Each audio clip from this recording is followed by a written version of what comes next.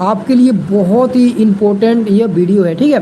तो चलिए मैं स्टार्ट करता हूँ वीडियो। अभी तक काफ़ी मतलब कि इम्पोर्टेंट है कमज़ोर छात्रों के लिए, ठीक है। तो चलिए एक एक क्वेश्चन को मेंशन रहेगा। तो सबसे पहले तो आप लोग अच्छे से क्वेश्चन पढ़ना।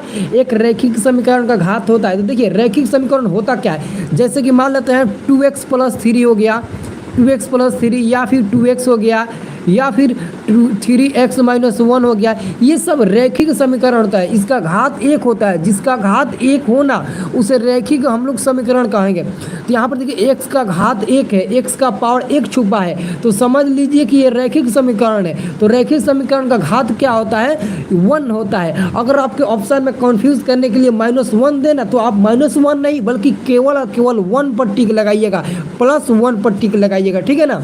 केवल आप +1 पर टिक लगाइएगा। ये क्वेश्चन आप लोग याद रखिए। रैखिक समीकरण का घात, द्विघात समीकरण का घात, त्रिघात समीकरण का घात काफ़ी महत्वपूर्ण है, ठीक है ना। अब यहाँ पर दूसरा नंबर प्रश्न कहा था π/2 का मान होगा। सिंपल क्वेश्चन पूछा है कि π/2 का मान क्या होगा। तो मेरे प्यारे स्टूडेंट, जो कमजोर स्टूडेंट अच्छे से समझना, यहाँ पर जब भी पाई का मान पूछे मैथ में क्लास 10 की बात करें तो यहाँ पर आप लोग पाई के जगह पर 180 डिग्री मान रखकर निकालना।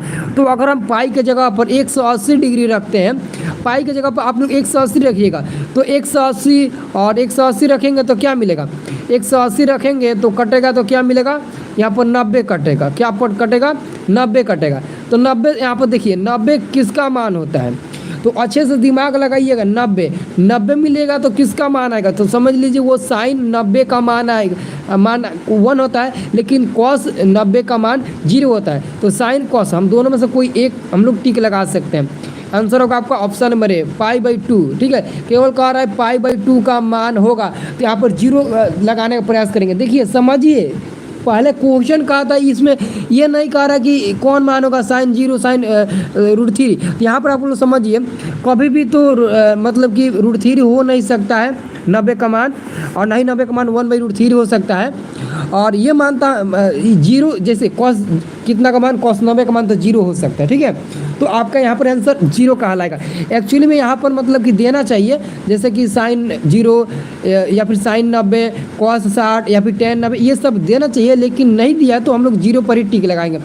क्योंकि एक्चुअली में cos 90 का मान 0 होता है, cos 90 का भी मान होता है, और यहाँ पर tan 90 का मान होता है, tan 90 का इनफाइनाइट होता है। तो डी नंबर भी एक्चुअली से सही होगा, ए नंबर भी सही होगा। लेकिन यहाँ पर देना चाहिए त्रिकोणमिति का अनुपात जो होता है, जैसे साइन cos tan, वो देना चाहिए यहाँ पर, लेकिन नहीं दिया, कोई बात नहीं है, ठीक है। जैसा क्वेश्चन है वैसा हम लोग आंसर देंगे, ठीक है। तो यहाँ पर आपका जो तीसरा नंबर प्रश्न, इसको अच्छे से समझिएगा सभी स्टूडेंट। क्वेश्चन नंबर 3 को अच्छे से समझिएगा। जैसा कि क्वेश्चन नंबर 3 कह रहा है कि बिंदु 4, -3 किस चतुर्थांश में स्थित है। यह तो कन्फर्म है कि चतुर्थांश से आपके बोर्ड एग्जाम में क्वेश्चन पूछेगा, चतुर्थांश से आपके बोर्ड एग्जाम में क्वेश्चन पूछेगा, ये तो 100% कन्फर्म है, ये तो कहीं नहीं जाएगा। क्योंकि चतुर्थांश में पहचाने का मैं आपको ट्रिक बता देता हूँ मेरे प्यारे स्टूडेंट, ठीक है ना। अच्छे से समझना, जितने भी कमजोर छात्र हैं अच्छे से समझना। यहाँ पर जैसे कि एक चतुर्थांश हम लेते हैं, ठीक है ना, तो इसको हम पहला घर मानते हैं, इसको दूसरा घर मानते हैं, इसको तीसरा घर मान के चलते हैं, और इसको चौथा घर मान के चलते हैं, ठीक है ना। तो अब देखिए, अब यहाँ पर पहला घर में हम दोनों को प्लस लेते हैं, ये रूल है, और दूसरा में -+ होता है, तीसरा में दोनों माइनस होता है, और चौथा घर में पहले प्लस होता है फिर माइनस होता है। तो देखिए, तो तीसरा नंबर क्वेश्चन कहा था बिंदु 4, -3, तो इसमें बिंदु नहीं बल्कि आपको चिन्ह देखना है। तो 4 में प्लस छुपा हुआ है, तो यानी कि पहले प्लस है, फिर 3 में माइनस छुपा हुआ है, तो पहले बाद में माइनस है। तो प्लस और माइनस किस घर में होगा, तो देखिए, तो यहाँ पर प्लस माइनस यहाँ पर चौथा घर में आ रहा है कि नहीं। तो आप आसानी से ऑप्शन नंबर डी पर टिक लगाएंगे कि नहीं। तो देखिए काफ़ी बच्चे बी पर भी टिक लगा रहे हैं। तो देखिए, इसीलिए ना आप इतना हल्का क्वेश्चन को गलती टिक लगा बैठते हैं। इस ट्रिक को अच्छे से समझिए, यही कारण है कि आप जो क्वेश्चन आपको मालूम भी होता है ना, वो गलती कर बैठते हैं, ठीक है। बहुत बहुत धन्यवाद है कुंदन चौधरी जी, ठीक है, बहुत बढ़िया, ठीक है। पूजा कुमारी देखिए तृतीय दिए हैं आंसर। तो इसलिए मैं बोलता हूँ कि एक एक क्वेश्चन को अच्छे से समझो, क्योंकि मेरे जरिए हर स्टूडेंट एक समान है। क्योंकि मैं सभी स्टूडेंट को अच्छे तरीके से समझाने का प्रयास करता हूँ, जो तेज़ है वो, जो कमज़ोर है वो, ठीक है। भले ही आपके स्कूल कोचिंग के टीचर न मानता हो, लेकिन मैं मानता हूँ, ठीक है ना। तो यहाँ पर आप अगला प्रश्न देखिए। अगला आपका प्रश्न आता है, देखिए 4 नंबर प्रश्न को हम लोग समझने का प्रयास करेंगे। देखिए 4 नंबर प्रश्न है कि वृत्त के केंद्र पर बना कौन होता है। वृत्त के केंद्र पर जैसे कि ये वृत्त का केंद्र हो गया, इसका केंद्र ये ओ है, तो ओ पर कितना डिग्री का कोण बनेगा, सब लोग बताइए। तो वृत्त के केंद्र पर कितना डिग्री का कोण बनता है, 4 नंबर का आंसर बताइए, सब लोग बताइए। तो 4 का ए नंबर 90 डिग्री किसी का मिला है और किसी सबका ए मिल रहा है, और यहाँ पर बी नंबर मिला है 180 डिग्री। और कोई है जिसका आंसर बताएगा?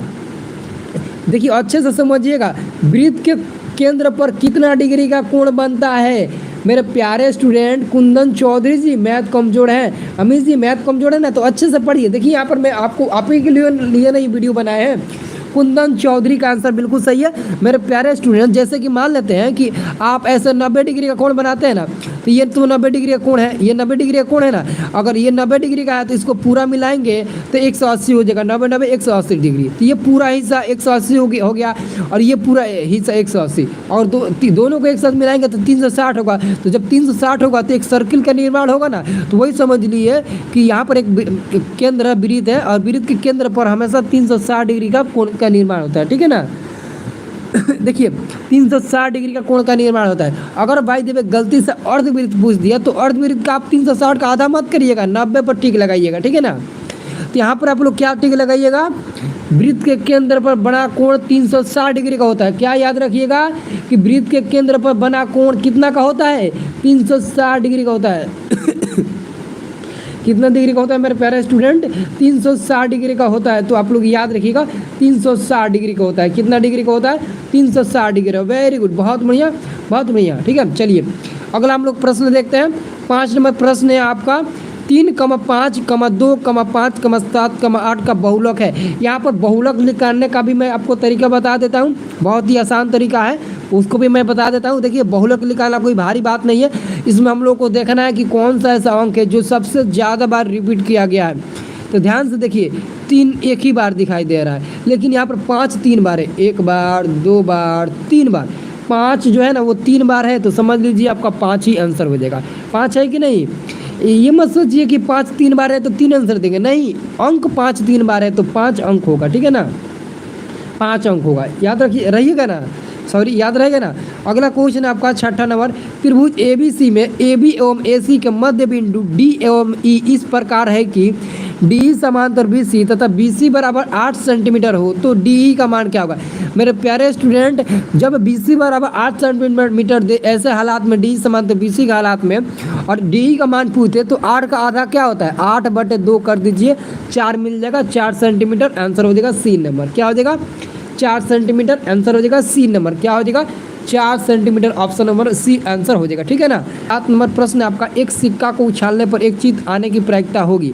एक सिक्का को उछालने पर चीज आने की प्रायिकता, देखिए आपके पास एक सिक्का है। तो एक सिक्का, जैसे कि आप क्रिकेट खेलते हैं ना, क्रिकेट तो सब कोई खेलता है, क्रिकेट नहीं तो आपका कोई भी हॉबी होगा, कोई भी मतलब कि हॉबी तो ज़रूर होगा, क्रिकेट या फिर फुटबॉल, कोई भी मतलब की चीज़ खेलते होंगे।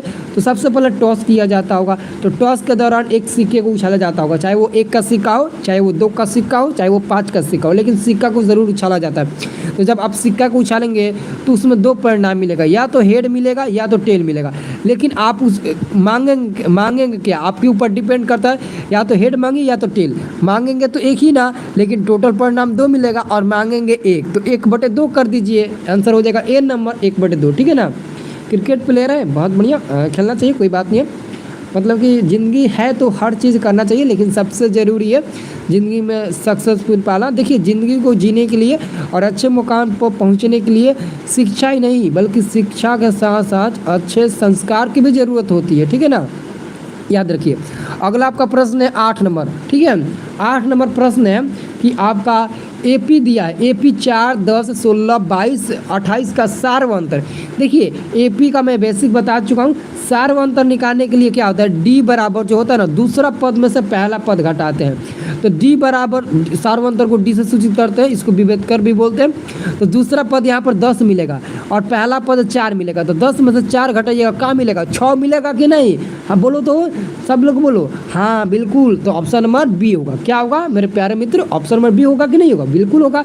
बहुत बढ़िया, कृष्णा भारती जी बहुत बढ़िया, आज भी बहुत में Pintu top B number, very good, बहुत बढ़िया। चलिए अगला प्रश्न की हम लोग चलते हैं। बहुत बहुत धन्यवाद है, आप लोग वीडियो को लाइक भी कर दीजिएगा।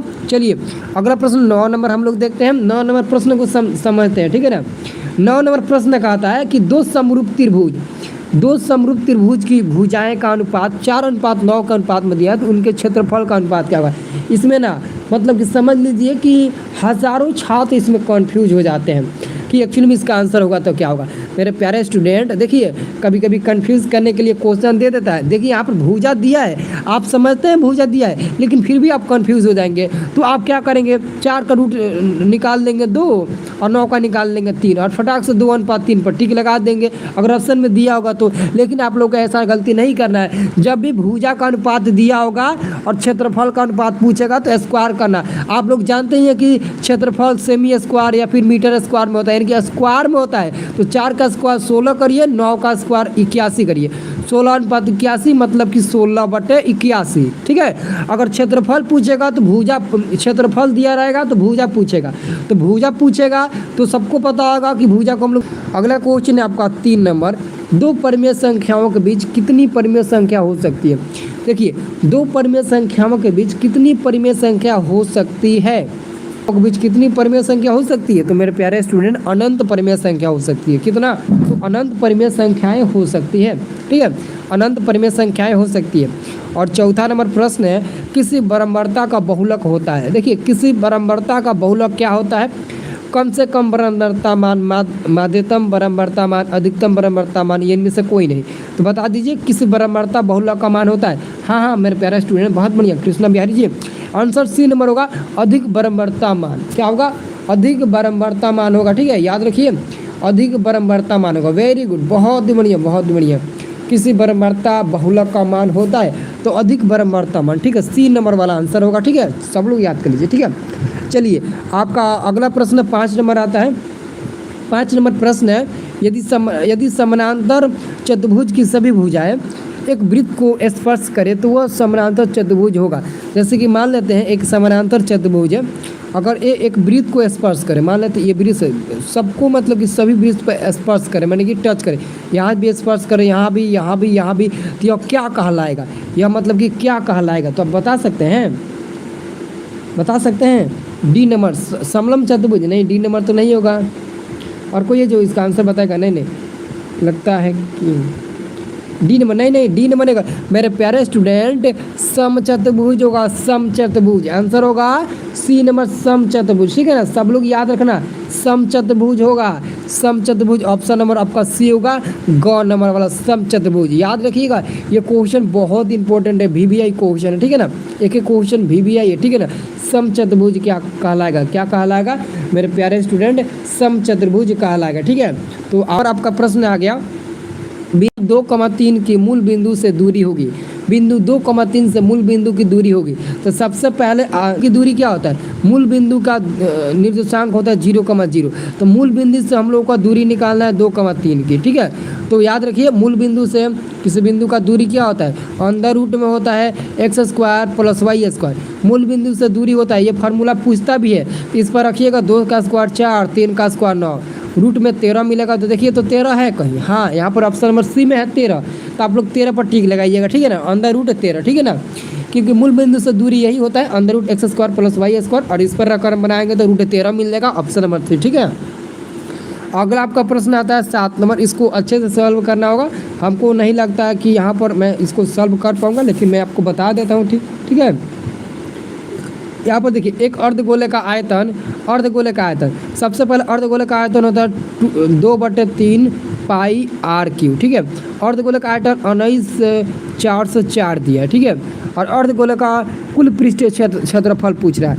तो यहाँ से दोस्तों आपको r का मान निकल जाएगा। यहाँ से देखिए पाई का मान 22/3 रखिए, और यहाँ से आप r का मान निकाल लीजिएगा।